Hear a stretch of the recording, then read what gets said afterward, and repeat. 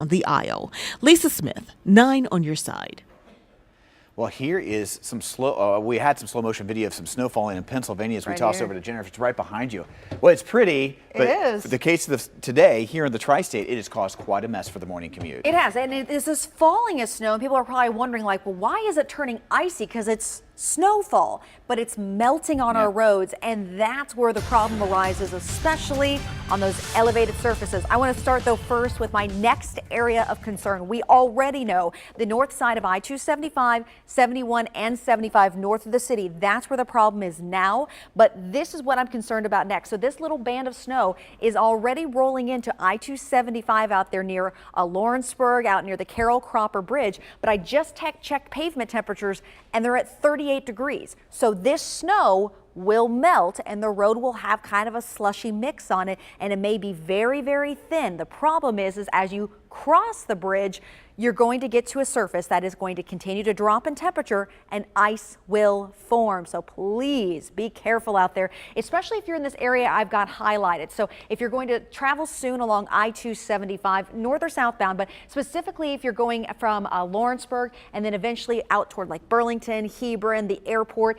this is the next area that we're going to have some big problems popping up once you get to that elevated road. You'll probably notice your neighborhood streets are wet. You'll be like, they're fine. Let's go full bore, full speed. No, slow down on the overpasses. Now, also another area of concern is going to be I-74.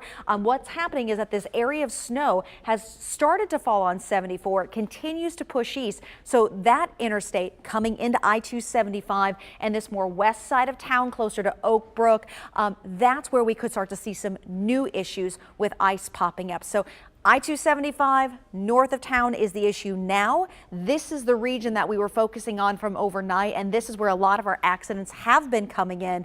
And again, it's whenever you're out in the country or in your town, you may not have any issues, but it's that elevated surface. That's where the problem happens because this starts as snow.